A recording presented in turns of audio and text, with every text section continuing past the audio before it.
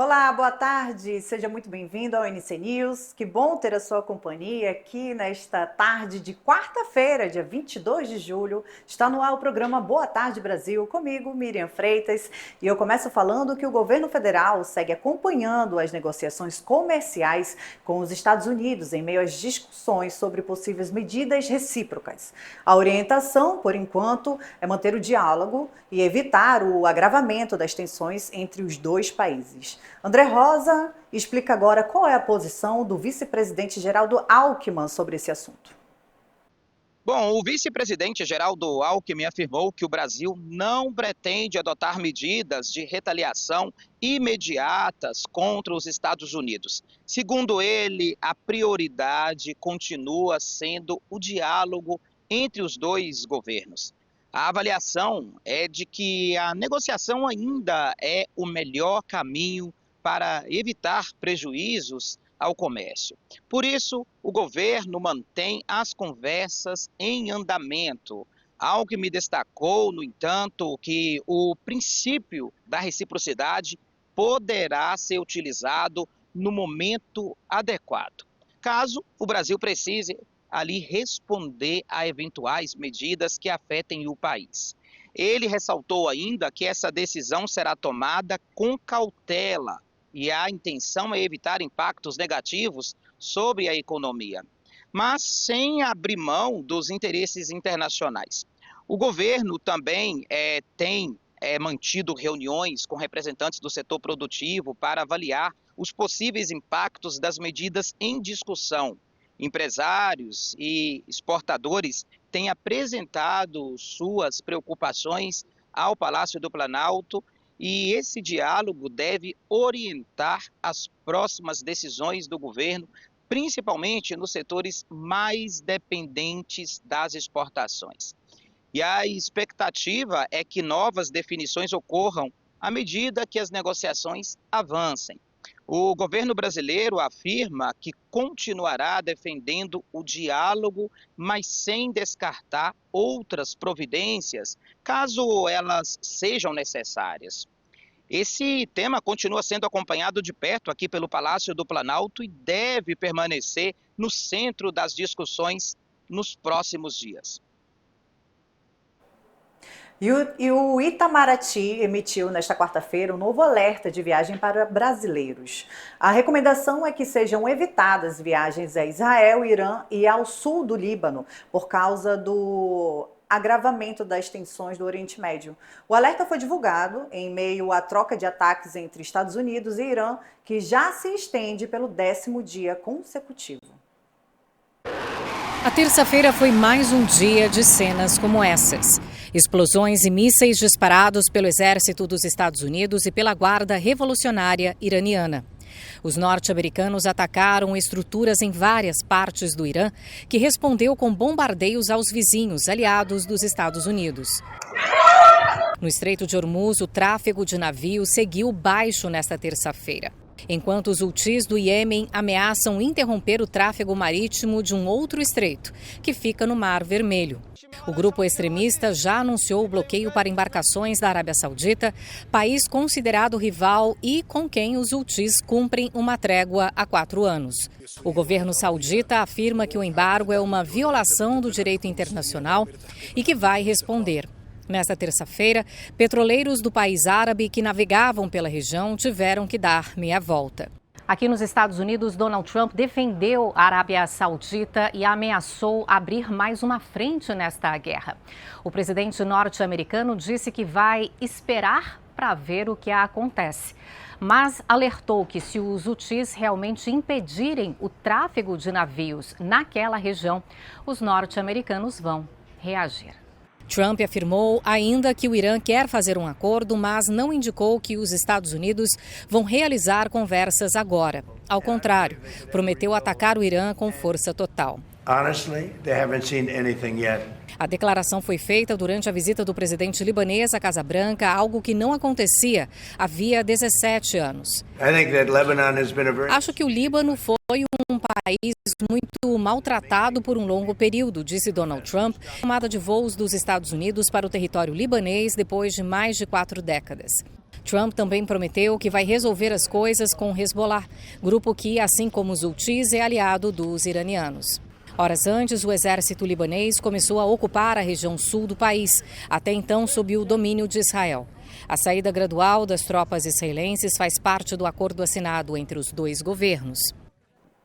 Agora a gente volta a falar sobre o tarifaço porque o governo federal segue acompanhando as negociações comerciais com os Estados Unidos em meio a discussões sobre possíveis medidas recíprocas. A orientação, por enquanto, é manter o diálogo e evitar o agravamento das tensões entre os dois países. André Rosa volta e explica pra gente o motivo disso tudo.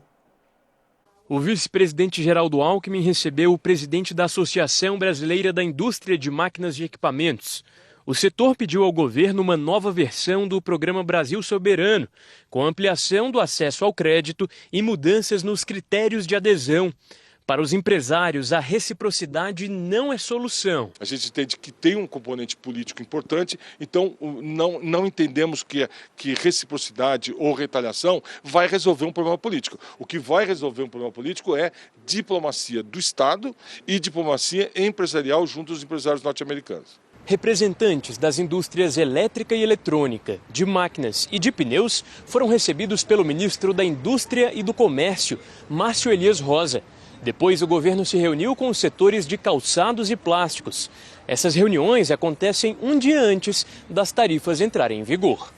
Vamos levar para o presidente Lula o quadro e ele vai tomar a decisão. Não há uma data para ser tomada, não será imediatamente, mas vai ser no tempo certo. A reciprocidade é, olha, nós estamos sendo injustiçados e nós queremos corrigir isso. Nós temos instrumentos para fazê-lo, no momento oportuno, da forma adequada. E o Supremo Tribunal Federal recebeu um pedido para apurar um suposto vazamento de informações sigilosas. O caso repercute nos bastidores políticos e deve ser analisado pela Corte nos próximos dias. A investigação pode ter novos desdobramentos, a depender da análise dos fatos e das medidas que forem adotadas. André Rosa é quem traz os detalhes para a gente. A empresária Roberta Luxinger, amiga de Luiz Cláudio Lula da Silva, o Lulinha, pediu ao Supremo Tribunal Federal a abertura de uma apuração sobre um possível vazamento de informações sigilosas. E essa representação foi encaminhada à Corte nesta semana. O pedido busca esclarecer como esses dados teriam sido acessados e se houve ali alguma irregularidade no processo. Bom, segundo a petição, as informações teriam chegado ao senador Flávio Bolsonaro antes de se tornarem públicas. A defesa pede que a origem desse suposto vazamento seja identificada e também solicita a responsabilização de eventuais envolvidos e caso seja comprovado ali alguma conduta irregular. E esse pedido agora será realizado pelo Supremo, que vai decidir se há elementos para determinar a abertura de uma investigação. A Corte ainda não definiu um prazo para essa análise. E o caso passa a ser acompanhado de perto pelos envolvidos e também pelo meio político. O assunto tem repercussão direta aqui em Brasília, por envolver personagens ligados ao governo e à oposição. E, por isso, a decisão do STF é aguardada com expectativa. Qualquer novo desdobramento poderá ter impacto político e deve manter o caso em evidência aqui em Brasília nos próximos dias. Nós vamos seguir acompanhando. Agora a gente muda de assunto para falar sobre as eleições deste ano, porque o Tribunal Superior Eleitoral deve analisar nas próximas semanas uma mudança importante no julgamento de fraudes à cota de gênero nas eleições proporcionais. A proposta em discussão é manter o mandato de mulheres eleitas de boa-fé, mesmo quando o partido tiver registrado candidaturas femininas fictícias, apenas para cumprir a cota mínima exigida por lei. Pelo entendimento atual, toda chapa é cassada, incluindo candidatas que comprovaram ter feito campanha e foram eleitas de forma legítima. A nova proposta prevê a cassação dos homens eleitos pela legenda, a anulação dos demais votos do partido e a perda do direito de disputar as eleições. O tema divide os ministros do TSE e também pode chegar novamente ao Superior Tribunal Federal, já que a regra atual foi validada pela Corte em 2023.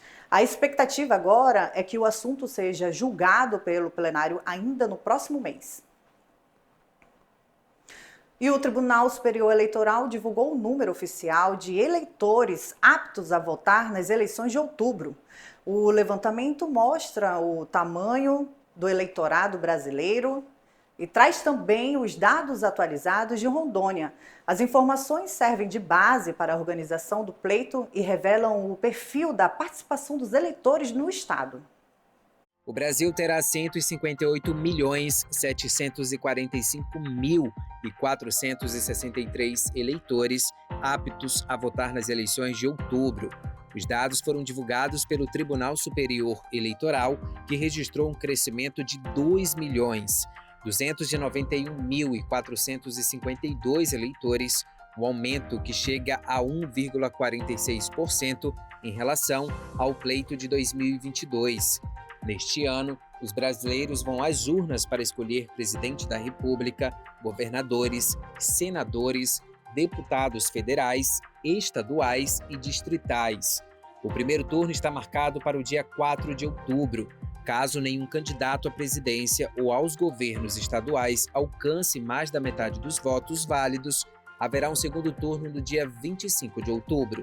Em Rondônia, o Tribunal Regional Eleitoral contabilizou mais de 1 milhão de eleitores aptos a votar nas eleições de 2026. Desse total, 40.720 eleitores estão cadastrados no sistema biométrico da Justiça Eleitoral. Entre as regiões brasileiras, o Norte foi a que apresentou o maior crescimento proporcional do eleitorado desde as últimas eleições presidenciais. Foram quase 549 mil novos eleitores, um aumento de 4,37%, passando de 12 milhões, 560 mil para 13 milhões, 109 mil eleitores aptos. Outro destaque é o eleitorado no exterior. O número de brasileiros aptos a votar fora do país cresceu 31,82%, passando de 697 mil para 918.876 eleitores. Os brasileiros que vivem no exterior votam exclusivamente para o cargo de presidente da República. No mesmo dia em que passou a valer a sobretaxa dos Estados Unidos sobre produtos brasileiros, o Partido dos Trabalhadores lançou a campanha O Brasil Não Se Entrega. A iniciativa busca reforçar o discurso de defesa da soberania nacional, da indústria brasileira, dos empregos e dos setores impactados pelas novas tarifas. O partido também preparou uma mobilização nas redes sociais para ampliar a divulgação da campanha e utilizará a plataforma Porta-Vozes, criada para padronizar o discurso da militância. O primeiro material divulgado foi um áudio do vice-presidente Geraldo Alckmin, que defendeu uma luta pelo Brasil soberano. A estratégia ainda inclui a defesa da indústria nacional, do comércio, das terras raras e de outras riquezas minerais consideradas estratégicas em meio ao debate político sobre os efeitos do tarifaço e das relações comerciais entre Brasil e Estados Unidos. Se você foi convocado para atuar como mesário nas próximas eleições e recebeu uma mensagem pelo celular, é importante redobrar a atenção. A Justiça Eleitoral está utilizando aplicativos de mensagem para contatar os convocados, mas é essencial confirmar a autenticidade do aviso antes de fornecer qualquer dado pessoal. A orientação é verificar as informações pelos canais oficiais da Justiça Eleitoral. Tem quem encare a missão como um dever cívico. Para Daniele, ser mesária já virou tradição. Quando eu dei entrada no meu título eleitoral, eu fui convocada ali naquele momento para as eleições. E aí comecei a trabalhar e era muito legal. Gostava, do grupo, das pessoas. E todo ano eu recebia um telegrama. Só que esse ano a convocação veio de uma forma diferente. O aviso chegou exclusivamente pelo celular. diz que a pessoa foi nomeada para trabalhar nas eleições, que a participação é obrigatória e traz os contatos em caso de dúvidas. A mensagem pegou muita gente de surpresa. Hoje em dia a gente não está dando para acreditar em mais nada. Isso é verdade? É mesmo? É fácil de encontrar o número de outra pessoa pela internet, então a gente não tem muita noção se é real ou não, né? A Justiça Eleitoral faz um alerta. A mensagem não traz links para acesso. Ela apenas informa a convocação do eleitor. Aqui no Rio de Janeiro, depois do aviso, o cidadão deve acessar a carta de convocação no site do Tribunal Regional Eleitoral e confirmar que está ciente. O TRE também destaca que não existe um padrão único para esse procedimento em todo o país. No estado de São Paulo, por exemplo, o chamado é feito por e-mail. Em Minas Gerais, a convocação pode chegar por aplicativo de mensagens, e-mail ou pelos correios. Já no Espírito Santo, o contato é feito por e-mail e mensagem de texto SMS. Depois da convocação, o eleitor deve participar do treinamento e comparecer para trabalhar nos dias da eleição. Quem falta e não apresenta justificativa pode receber multa, com valor definido pelo juiz eleitoral. Para servidores públicos, as consequências podem ser mais rigorosas. E a Justiça Eleitoral faz um alerta: a obrigação vale mesmo para quem diz que não viu a mensagem. A pessoa não pode alegar desconhecimento, ela não pode alegar que não viu a mensagem para se furtar aos trabalhos eleitorais. Atenção também para os golpes. A convocação não pede dados pessoais, senhas nem pagamentos. Em caso de dúvida, a recomendação é confirmar as informações diretamente com o Tribunal Eleitoral de cada estado. É importante ficar atento aí. Ainda falando sobre as eleições, os Estados Unidos e Portugal concentram o maior número de eleitores brasileiros que vivem no exterior. Juntos, os dois países reúnem mais de 400 mil eleitores cadastrados para participar das eleições deste ano. O destaque é Lisboa, que registrou o maior crescimento desde as últimas eleições, com um aumento de 74% e mais de 78 mil eleitores. Em seguida, aparecem Boston, nos Estados Unidos, e a cidade do Porto, em Portugal, como importantes centros da comunidade brasileira no exterior. Ao todo, as 10 cidades estrangeiras com maior número de votantes concentram quase metade de todo o eleitorado brasileiro fora do país. Um cenário que reforça a importância do voto dos brasileiros residentes no exterior no processo eleitoral do próximo ano. E o Supremo Tribunal Federal voltou a cobrar mais rigor na fiscalização das chamadas emendas PIX. A decisão do ministro Flávio Dino reforça a exigência de mais transparência e rastreabilidade na destinação dos recursos públicos. A medida pode impactar repasses para eventos e outras ações financiadas por essas emendas em diversos estados. O repórter André Rosa explica o que muda a partir de agora. Olha, o ministro Flávio Dino determinou a notificação dos estados que ainda apresentam pendências na prestação de contas nas emendas PIX destinadas à promoção de eventos. A decisão faz parte do processo que busca garantir mais controle sobre a aplicação dos recursos públicos. A Corte entende que a rastreabilidade do dinheiro é essencial para evitar irregularidades. Por isso, os gestores terão que apresentar essas informações pendentes. E, segundo o STF, ainda existem falhas na apresentação de planos de trabalho, relatórios e documentos que comprovam como o dinheiro foi utilizado. Esses dados são considerados fundamentais para o acompanhamento das despesas. A preocupação é evitar que recursos federais sejam utilizados sem a devida fiscalização. O Supremo Tribunal Federal vem reforçando essa cobrança desde o ano passado. E caso essas exigências não sejam cumpridas, os entes públicos poderão sofrer sanções, inclusive com a aplicação de multas diárias. A decisão também prevê o acompanhamento dos órgãos de controle, e a expectativa é que os estados regularizem a documentação nos prazos estabelecidos. E isso deve permitir maior transparência na execução dos recursos. Bom, essa discussão sobre as emendas PIX ganhou força nos últimos meses e passou a ser tratada como uma das principais pautas de controles das contas públicas. E o Supremo tem cobrado padronização das informações e maior publicidade dos gastos. O objetivo é garantir que a sociedade possa acompanhar a destinação do dinheiro público. E esse tema segue em análise na Corte. E o Ministério Público do Amazonas abriu um inquérito civil para investigar possíveis irregularidades na aplicação de recursos de uma emenda PIX no município de Careiro. A investigação tem como base uma auditoria do Tribunal de Contas da União, que identificou indícios de desvio de finalidade, possível superfaturamento de mais de R$426 mil na compra de medicamentos e materiais hospitalares, além de falhas em processos licitatórios.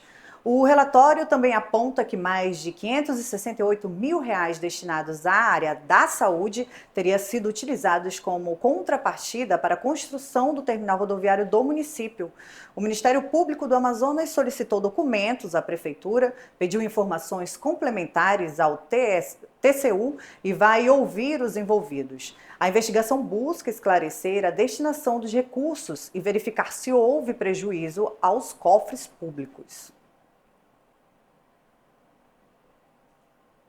E o Mundial de Seleções não movimentou apenas as torcidas, viu? Mas também o mercado de apostas esportivas. Durante o torneio, cresceu o número de brasileiros que pediram o bloqueio do próprio CPF para impedir o acesso às plataformas de bets. O aumento reflete uma maior preocupação com o controle dos gastos e a prevenção do vício em jogos. Bárbara Fernandes traz os detalhes. A Copa do Mundo de 2026 movimentou milhões de brasileiros dentro e fora dos estádios, mas um reflexo chamou a atenção do governo: o número de pessoas que solicitaram ali o bloqueio do CPF para plataformas de apostas esportivas. Esse crescimento corresponde a quase 600% durante a competição e acendeu um alerta em relação aos impactos das bets na vida financeira e também emocional dos apostadores. Dados da Secretaria de Prêmios e Apostas do Ministério da Fazenda mostram que entre os dias 15 e 28 de junho, mais de 250 mil pedidos de bloqueio ou prorrogação da autoexclusão foram registrados. Isso representa ali uma média de quase 18 mil solicitações por dia, um aumento de 588% em comparação ao período anterior ao Mundial. Esse bloqueio é feito por meio de uma plataforma criada pelo governo federal no final do ano de 2025. Com um único pedido, o usuário consegue impedir que o próprio CPF seja utilizado em todas as casas de apostas autorizadas a funcionar no Brasil. Depois que a solicitação é processada, a pessoa não consegue mais fazer apostas nestas plataformas regulamentadas. A medida foi criada como uma ferramenta de proteção para quem sente que já perdeu o controle ou quer evitar problemas relacionados aos jogos. Especialistas explicam que o aumento acontece por uma combinação de fatores. O primeiro deles foi a enorme exposição às apostas durante a Copa do Mundo, com publicidades constantes nas transmissões dos jogos e também nas redes sociais. O aumento, ao mesmo tempo, a ferramenta da autoexclusão foi mais conhecida entre o público e muitas pessoas passaram a enxergá-la ali como uma forma de se proteger. Outro dado que também chama a atenção é a mudança no perfil das justificativas das solicitações de bloqueio. Antes da Copa, o motivo principal era ali a solicitação do bloqueio por conta de dificuldades de controle nas apostas. Durante o torneio, a principal razão passou a ser a prevenção contra o uso indevido de dados pessoais. Também aparece entre os motivos a decisão de parar de apostar, problemas financeiros e também o medo de desenvolver um comportamento compulsório. E a maioria das pessoas não quis correr o risco de voltar atrás. Mais de 63% dos usuários escolheram bloquear o acesso às plataformas por tempo indeterminado. Os números mostram a dimensão desse mercado. Segundo o Ministério da Fazenda, o Brasil já tem pelo menos 25 milhões de apostadores cadastrados nas plataformas legalizadas. Só em 2025, as bets movimentaram uma receita bruta de cerca de 37 milhões de reais. Especialistas que acompanham pessoas com transtornos relacionados aos jogos avaliam que muitos desses pedidos representam uma tentativa de interromper o problema antes que ele se transforme em dependência. A preocupação agora é o período pós-Copa do Mundo, quando podem aparecer as consequências financeiras e também emocionais acumuladas durante o período do torneio. Por isso, o aumento pela procura pelo bloqueio do CPF é visto ali como um sinal de que mais brasileiros estão buscando mecanismos de proteção diante do avanço das bets. Olha só, as queimadas no Brasil apresentaram uma queda expressiva em 2025.